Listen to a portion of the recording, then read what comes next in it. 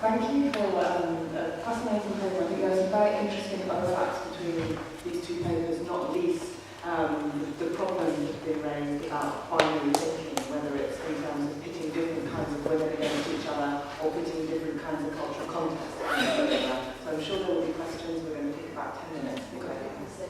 Yes, should we try another English? Okay. I was interested in what the articles, the papers were fascinating. I have a question for Denise.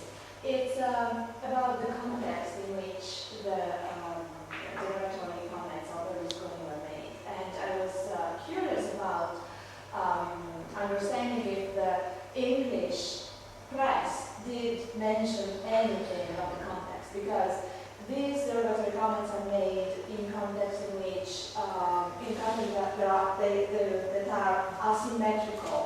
And I mean, there are asymmetrical relationships between women and men usually. So the Merkel evidently is very powerful, and Berlusconi reacted with a very derogatory comment. And for him, the bad girls are the strong girls, or the girls who are stronger than him. So he reacts like that. And in the other context, he said the good girls are the girls that are, that are destructive.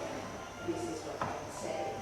And in other contexts, like politicians, usually men, where women are in a position of weakness, he makes very vulgar comments like cunt and these kind of things. I don't know if you heard about the Azzolina della Mela, for instance. That's you can find it online. So those are very strong, and they need to be contextualized. And the Italian press didn't do that at all. So I was wondering if First, I have to say, obviously, the paper was very short, and so I kept it very superficial. The three cases that I looked at were three female politicians, and in those cases, yes, they were contextualised. The first thing I'd like to say about the Merkel incident is the fact that there actually isn't any proof that he said that, and one of my points is in fact this, that it was a wiretap conversation, that there is no proof that it was actually said.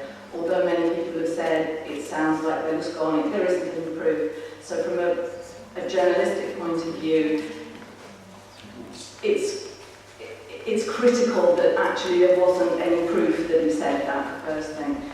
Yes, they were contextualised. My point was that they were in those three cases, they were contextualised, but in a derogatory way. That is almost like, ha, isn't it funny to make fun of these three middle-aged women who are in politics?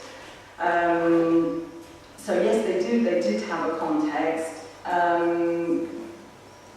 but my point was also about how they were translated, the actual terms and how they're translated.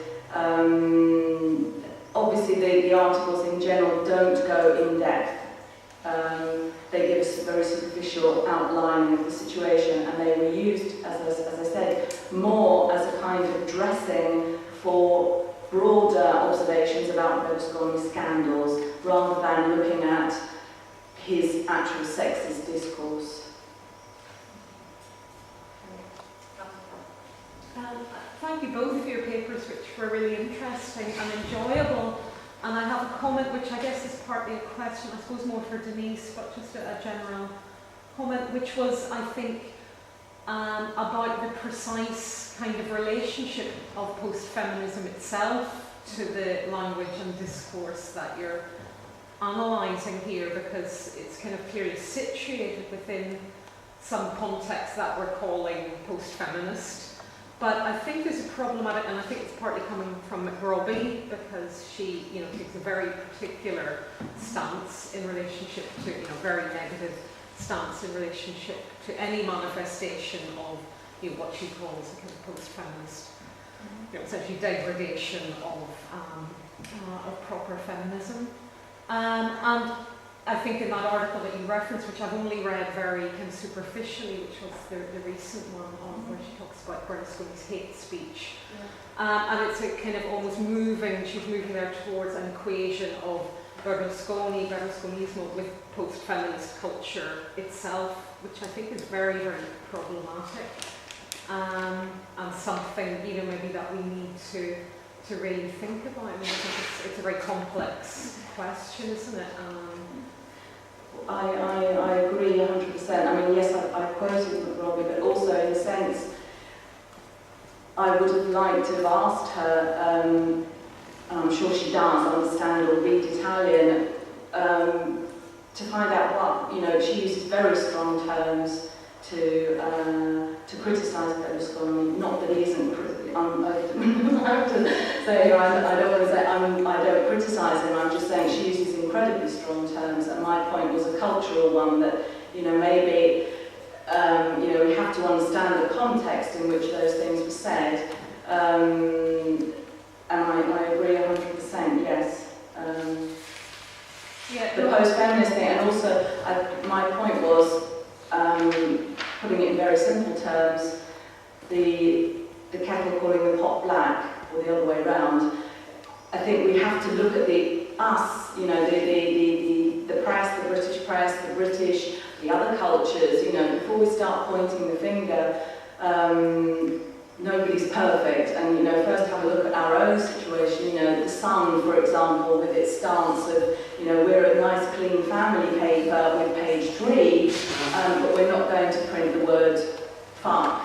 So just the hypocrisy, maybe. Yes, it's one of the examples you gave, I can't remember which one it was, but it was really, I can't remember, was it in Fatto Quotidiano or whatever, where they say whatever use of the word che passa tranquillo in Italia. And, it really doesn't. I mean, it's not like everyone's going, Berlusconi's calling women, this, that and the other, that's fine.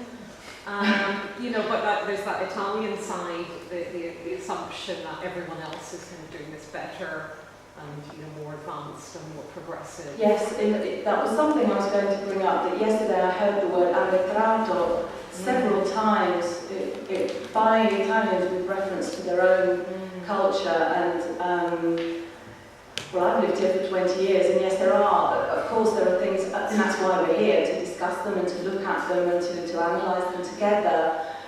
Nobody's perfect. Yeah, oh, sorry. There are 2 more questions. Could we take both of the questions and then see Paola and Danielle? I'd like to go back to the problem of content. For both the papers, I found them very interesting. Actually, I invented a word 4 years ago, pornocracy. I published a brief article in 2009, at the end of 2000. And then for 2 years, more or less, the context wasn't only the specific episode of one thing said by Berlusconi one day or among his friends, etc. I mean, the context was the wide context of the press, the whole press. Actually, the country was obsessed by all these turpilocchio, continuous voyeurism into the tape recorders and the writings and the comments. Actually, Repubblica, I don't know, I think that Repubblica fueled a lot all this erotization of the political comment.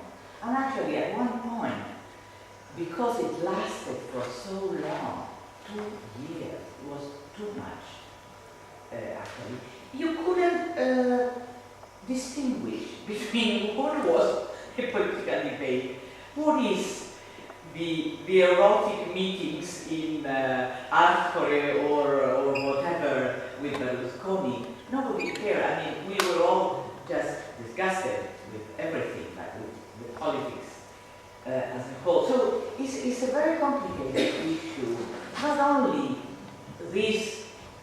specific. I mean, you were very bright in highlighting all these aspects, linguistic aspects of the use and abuse of words. But I think that we should take into account how the whole Italian press, even the democratic press, behave vis-à-vis this problem, how they use also the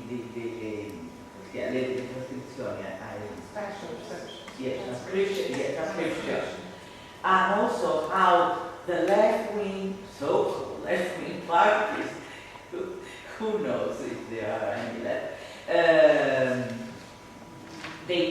nobody reacted politically, etc., etc. So it's very ambivalent, the situation. It's not easy to understand how to interpret the whole thing.